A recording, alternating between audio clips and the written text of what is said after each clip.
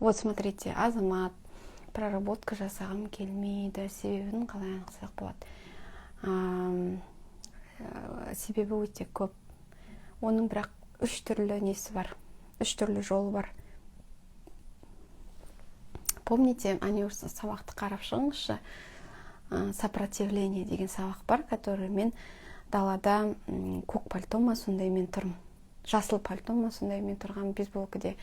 Сол кезде, например, мен ондай кезеңнен өттім, когда я все понимаю, что барлығы менің ойымда, что барлық миллион установка программа, оның уже меня вот здесь стоит, что мен білем, что их так много, что уже айнып атырмын, да, уже это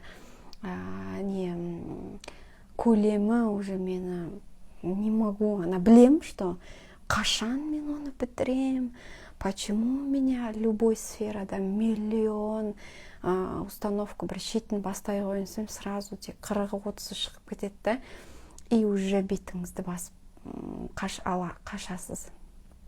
Не из-за того, что вы типа не понимаете, что это вам поможет, на самом деле это круто, что вы, если возьмете, сделаете, то будет вообще күшті, да, и результат болады. И сіз өзіңізді күшті сезінетін боласыз, оны сіз күшті білесіз, түсінесіз, бірақ никак не можете туда подвести. Вот первая причина, это когда она асыққаннан, например, кезінде мен проработканы ненавидела, потому что бір тақырыпты ашам, 70, 40, 45, 50 установка шығады. Мен ананың бәрі тізімін қараймын да, уже құсқым келеді. Уже начинаю себя ненавидеть, потому что мен оның бәрін боқсытып жинақ болғанмын, почему мен сондай адаммын, что мен осы жасыма дейін әйтеуір керек емес заттың бәрі менде тұрған сияқты, сондай көрінеді да, өзің жек көресің де, и бастайсың желанияңды. Короче, сондай себеппен істелінбейді. Қазір айтам қалай шығуға болатын ол жерден. Екінші себеп, это когда вы не любите процесс, сам процесс трансформации не любите. Жалпы проработканың не то чтобы не любите, а такое чувство, как будто вы неправильно делаете, что вы не доводите, как будто бы не идеально делаете, как будто бы кто-то сидит, вот, да, и кто-то делает круче, чем вы, точно, грамотно, идеально делает, и он вот все понимает, да, он вот сделал, короче, басқа адам понял, так вот сделал и получил результат. Сондай сияқты көрінеді, да, что как будто бы вы неправильно делаете процесс проработок. Сондай ол өтірік, тоже как бы кедергі, да, сол сізді жібермейді типа проработкаға.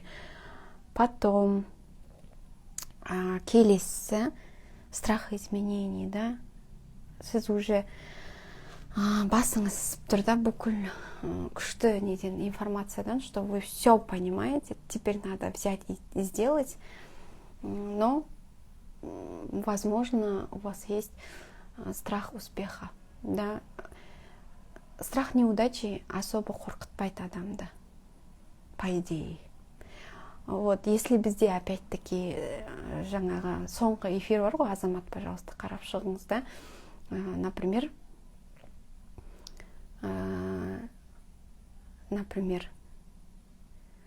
страх успеха дедім и страх неудачи. Страх успеха, успешный адам болуға қорқасыз, да. Результат ала беретін мастер-киттен, проработкаден, тіпті анамен жұмыс жасаған кезде сразу результат ала беретін адам, азаматқа қараңыз. Қандай жігіт ол? Қандай ер адам? Қай жер жаман? Соны қараңыз. Вот проработались сегодня 2 часа. Каждый день так прорабатывайтесь. И бүкіл сфераңыз тарс күшті өзгеріп керемет болып жатыр, да. Қай жер жаман, несі ұнамайды, соны ойланыңыз. И қандай сфераны сіз, мысалы, мастер-китті алдыңыз, да, қандай себеппен алдыңыз, и қандай сфераны реттеуге алдыңыз, и сол сфераны бастап істеп сол сферадан шынымен де результаттар келе бастаса, мүмкін қорқып тұрған шығарсыз. Сол алдағы келетін өзгеріс, алдағы келетін успешный азаматтың образында бір нәрсе вас смущает, что-то вам плохо становится, да, подсознательно, вы просто это не видите. Смотрите, страх успеха еще. Например, бүйтіп сұрауыңызға болады, знаете, как? Қазір мен сіз үшін бар ғой, мынадай айтам қазір. Күштілеп тұрып жазбаңыз, азамат, сіз үшін. Блокнот.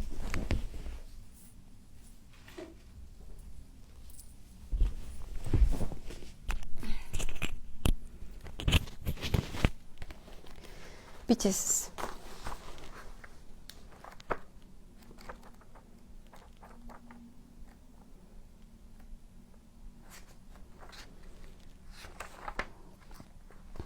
Вот.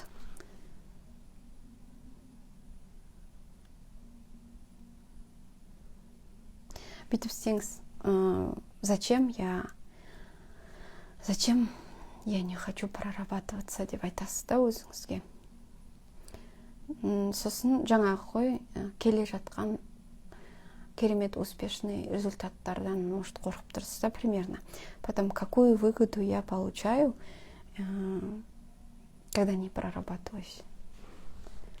Какую выгоду вы получаете, когда вы не прорабатываетесь? Например, бүгін сіз айттыңыз. Бүгін кешкіден осы бүйтем, содан кейін кірісем проработкаға. Что-то у вас не получилось, и ұйықтардың алдында сіз айтасыз. Все, ертеңнен бастап, мен хотя бы біреуін істеп тастаймын, бір проработка, 3 проработка хотя бы істеп тастаймын. Күнде істеп жүретін боламын, хотя бы потом ертеңгісіне там анау ми сізді алдайды, идет, бітет. Подсознательная программа вас не пускают на проработки. Ертеңде шәйлік бітті. Содан кейін сіз айтасыз, нет, с этим нельзя. Осы аптаның ішінде хотя бы 3 рет проработка жасау керек. Бұл апта шәйлік бітті, и сөйтіп уақыт өте береді да. И сосын сіз уақыт өткен сайын не можете понять. Так что задайте себе вопрос, какую выгоду я получаю. Потом смотрите, назад посмотрите, когда вы сказали, я проработаю завтра, или осы аптаның ішінде істемей қалдыңыз, и сол аптада сіз проработканың уақытын қандай іс-әрекетке жұмсадыңыз, соны қараңыз. Вы должны были проработаться, но вы вместо этого что вы делали? Спали, что-то смотрели, куда-то ехали, работали, с кем-то разговаривали. Не знаю, соны қараңыз. И элементарно, мынадай болуы мүмкін. Ну, это как пример. Если я сегодня төрттен кейін келемде мен 5-ке дейін проработка жасап тастаймын. Істеген жоқсыз, содан кейін қарайсыз. Бүгін мен 4-тен 5-ке дейін не істедім? Я проработканың уақытын қандай неге жұмсап тастадым сол уақытымда.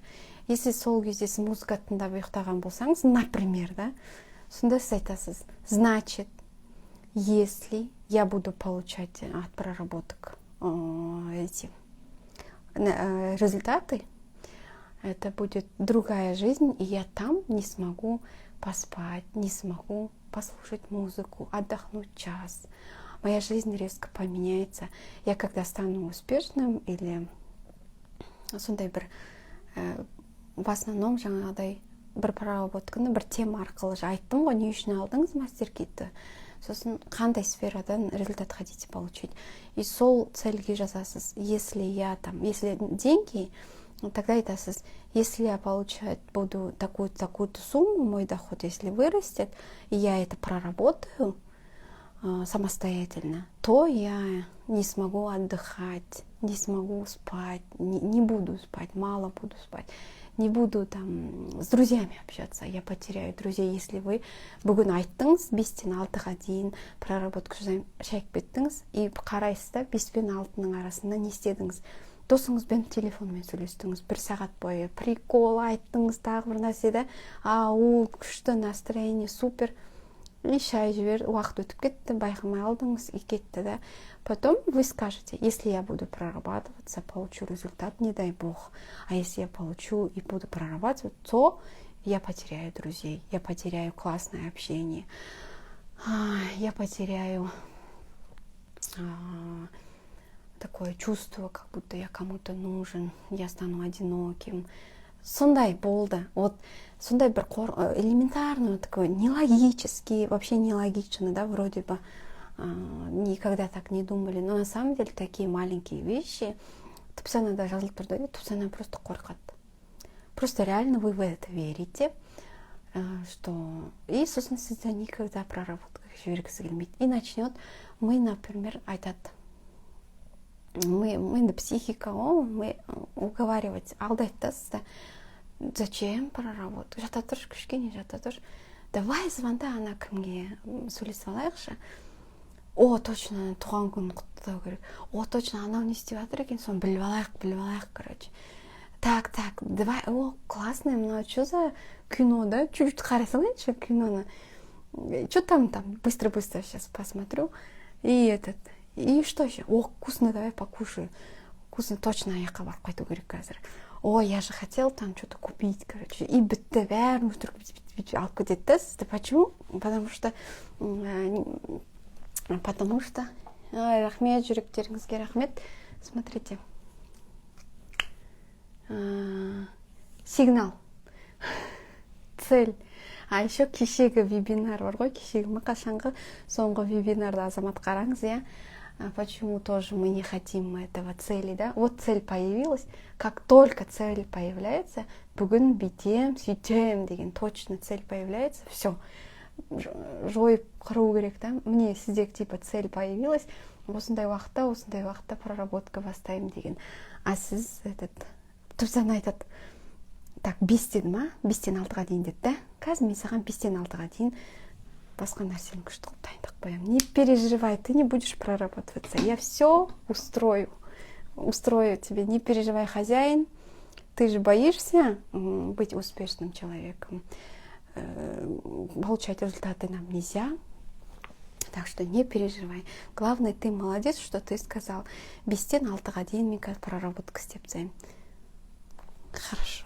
Я это сделаю, дейді. Болдыз. Именно 5-те біреу звондайды, именно 5-те, именно бәрі опан-топан сол кезде балдарыңыз келіп басыңызға мінеді. Ну, в общем, короче говоря, ештеңе істеткізбейді. Есть такое, что это вот самый... еще, дальше еще, что можно, да?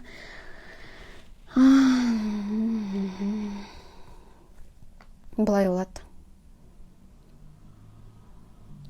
Какую выгоду получаю, да, когда не прорабатываюсь? Соны обязательно қарап алыңыз, сосын міне.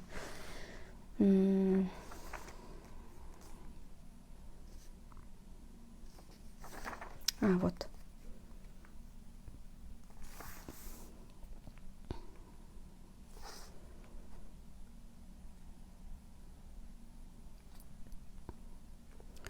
Кто пострадает? Азамат, бүйтіп айтасыз. Жазасыз, кәдімгідей қағазда алыңыз да жазыңыз. Азамат, раз уж вы решили когда-то, неважно, купили мастер-кит, решили в моменте, что вы реально все поменяете, давайте, делайте. Давайте. Вы все-таки решили? Не сдавайтесь. Вообще не сдавайтесь. Алдыңыз ба, все-таки ниеттендіңіз ба? Мүжей беріңіз. Ну и что? Не сравнивайте. У кого-то там быстро получается, у вас там не так быстро, да? Может быть, и получается, но вы, может быть, не видите результаты. Или вот вы знаете, что у вас будут результаты, но вы не прорабатываетесь, да? Просто говорите аксиома 1.1. Все, что у меня не получается, все это в подсознании, это тұрған программа. Я должен просто, как сказать, разобраться. Сіз қазір 3-ші уровеньде тұрған адамсыз, сопротивлениеде тұрсыз. Потому что осыны өтіп кетсеңіз, сізде все уже басқа деңгей басталады. Потому что мен ол жерден өткен кезде басқа өмір өзгереді бәрібір. Потому что там уже другой образ жизни болады. Но неплохой. Просто дәл қазір, может быть, сізге басқа деңгейге өту қорқынышты болып тұр. Бүйтіп айтасыз. Кто пострадает, если я буду прорабатываться и получать результаты? Кто пострадает? Жазып алыңыз. Кто пострадает? если я буду прорабатываться и буду получать результаты? Кто пострадает? Я или муж, жена, мүмкін дети, мүмкін родители, мүмкін коллеги, мүмкін люди вокруг меня. Сейчас. Потом мынадай, наоборот бітесіз. Кто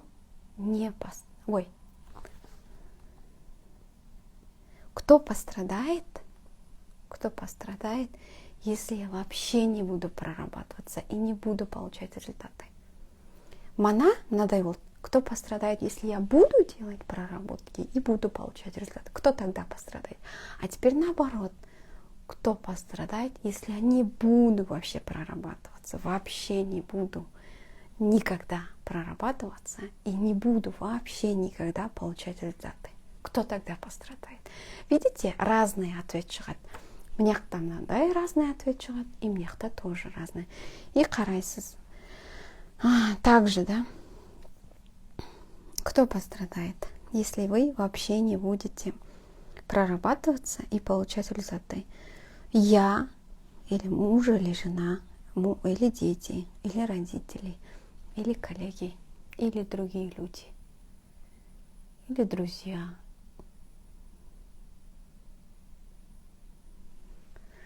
Вот, созып жүре бересіз. Енді көріп жатырмын. Созып жүре бересіз. Почему? Соны ойлаңыз. Когда ты планируешь... түсіндіңіз ғой енді, короче. Қайталай бермей ақ қойыңызшы. Так, теперь еще Инстаграм көреміз. Инстаграм көреміз. YouTube көреміз, кино көреміз. Так. Өте құнды ақпараттар айтылып жатыр, эфирді сақтаңыз. Уақытын кетіріп алмайын. Так, 10 минут қалыпты. Мен установканы таптым. Қарсыласып жатқан. Да, жазбайсыз ба эфирде? Жарайды. Главное, тапсаңыз болғаны. Ну, в основном біреумен керісе беру. Конфликт дегенде. Качество. Да, качество. Тоже күшті не бар. Прием, да, прием зеркала. Мир мое зеркало. Отзеркаливание, да. Отзеркаливание. Техника. Оны бірақ енді қазір үлгермеймін, ол үлкен тақырып. Может, келесі эфирде айтам. Рахмет. Так. Что еще? Давайте еще қарызда тағы да мен істеген нелерді до конца добью. Қарыз, долг дегендерді. Вот смотрите. Кредит қарызды в основном жаңа айттым ғой. Келесі установка. Только если я покупаю дорогие вещи, то я смогу ощущать себя классной. Крутой, суперский. Молодец, балам, да? Шаруам жоқ, что ол кредитке алынып жатыр, но главное, я классная. Сол үшін мынаны алып тастаңыз. Только если я покупаю дорогие вещи, то я смогу ощущать себя классной. Класснота, самооценка бәрін құртады. Вообще самооценка адамның өмірін быт-шыт қылатын тема сондай. Самооценка үшін біздер бәрін құртамыз, короче. Бүкіл бәле содан шығады, короче говоря. И всегда сөйту керек, да, например, мен енді профессионал емеспін, қазір барымша, бірақ бұрынғы кезімнен бөлек, әйтеуір более-менее сезінем, өзімді бір нәрсе алайын деп атам. Алғым келіп кетеді. Или жаңағыдай бір күшті инстаграмнан көрем, қытайлардың өмірін, там, или ютубтан ба, білмеймін, әйтеуір фейсбуктан бір жерден көрем, как они там живут, как будто бы, да, кірет там, сразу жылынып тұрған тапочка киіп алады, сразу бір нәрсе. Әйтеуір анандай техника, мындай техника, қолын битіп қалады, техника, битіп қалады, курткасын кигізіп жатқан техника. Там, енді утрирую, конечно, но битіп қалған, сөйтіп қалған, постельный кезде, постельінде там тоже, короче, тазалаған кезде бір машинкілермен тазалап атады. Түс жуатындарын бәрі ионизация бір нәрсе, ванна комнатасы, туалеттерін бәрі автоматпен жуып беріп атады, әйтеуір кнопка миллион, кухня вообще там робот болып кеткен уже, да. И соның бәріне қарайсың да. Почему? Қарайсың. сосын сондайға талпынғым келеді да, тоже сондай классный болғым келеді. Но бір кино бар, бірақ атын ұмытып қалдым. Если тапсам, соны сіздерге жазып қоярмын. Не бар андай фейковый семьялар бар да, компаниялар жалдайды да, адамдарды жасайды, жаңағы мама, папа, баласы қылып семья қылады да, и бүкіл техника, бүкіл үйдің бәрін шикарно сондай қылып береді. Жаңағы адамдардың жұмысы адамдарды қызықтыру, новый техникаға баулытады. Киім киеді, жылтыр не киеді, бір нәрсе сатып алады, новый духи болсын там. И ходячий блогер, ол былайша айтқанда живой өмірдегі. Сөйтіп адамдарды андай несін самооценкіден іледі да, бүйтіп нені психикадан, короче, сөйтіп манипуляция жасайды. И ана фейсбуктағы жаңағыдай нелерді қараған кезде біліп отырсаң да, что ондай идеальный еді. Кіре берістен бастап сөйтіп тұрып атқан, Қытайдың бәрі өйтіп тұрып атқан жоқ қой. Просто бір жерге үймелетіп сөйтіп көрсетіп жатыр да. И реклама ретінде қабылдайын десең де анаған қызығасың. Почему? И қай жерге қызығып тұрсың? Именно соны мен байқаймын да өзім. Именно қандай гаджет ұнап қалды маған, қандай техника ұнап қалды, не үшін ұнап қалды. Мен классный болу үшін это хочу купить или не үшін деп шамалы өйтіп ойланам да. Ну это, конечно, слишком, но иногда сөйтіп ойлаймын, чтобы я это деп фантазер болып кетпес үшін. Или жаңа торговый центрде жүргенде, бүгін, кстати, торговый центрге барып, Merry Christmas болып келдік. В общем, сол кезде тоже қарайсың да, әдемі киімдер, бәрі әдемі болып тұрады. Жылтыр-пылтыр бәрін хочется, да. И сол кезде просто тоже осознанный шопингқа көмектеседі, если проработанная самооценка. Керек ба шынымен де сол нәрсе? Или сенде бар ма ол кофта, бар ма, шынымен сол джинсы бар ма, жоқ па, аяқ киім жоқ болып жүрген адамсың ба, әлде жай просто цвет ұнап тұрма, или бір нәрсесі ұнап тұрма, сондай нәрселерде уже из-за того, что уже мына самооценка орында тұрғасын, сен түпсана уже денең тоқтатады да, өзі бүйтіп тоқтатады, қолың бәрі. Так что андай не болып кетпейсіңдер. Это все равно очень полезно. Замечаете себя классно тогда. Если страстно чего-то хотите, какую-то цель прорабатываете, не получается, спрашивайте себя. Только если я проработаю маму, увижу такой-то классный результат, только тогда я буду классным человеком. Только тогда я стану молодец. Сондай нәрсе келіп тұрса сезім, это самооценка. Ой, сосын жаңаға соңғы эфирде мен айтпаппын да. Например, мен түсіндірдім, что почему мы падаем, потом бомждан көтерілеміз, ракета болып ұшамыз, елдің бәріне доказываем, әрбір новый цельге нольден бастау керек біз, әрбір жаңағы новый цельді жұрттың бәрін несін челюсть, короче, ауызын ашқан кезде бүйтіп жерге дейін түсіргенді қалап тұрамыз іштен да. Вот так хотим мы, такие результаты, не такие жайские. А если результат, то такой, чтобы все вот так вот обернулись и вот так вот ауыздары жерге түсіп кететін, да. Сондай результат хотим. И вот эти установки в том, оған дейінгі эфирде болды да соңға. И смотрите, почему ол жақта самооценка тоже бар. Если я буду вот такой ракетой, если я буду каждую свою цель достигать, деп достигать буду, то я всем покажу, то я тогда буду такая классная, то все будут восхищаться мной. Тогда я обращу на себя внимание. Все будут говорить, что я классная, крутая. Будут признаны. Сен нормально адам екенсің ғой. Ух ты, какая-то крутая деп айтқызамын. Короче, сондай бір нәрселер ішіңізден бүйтіп сезіп тұрсаңыз, это самооценка.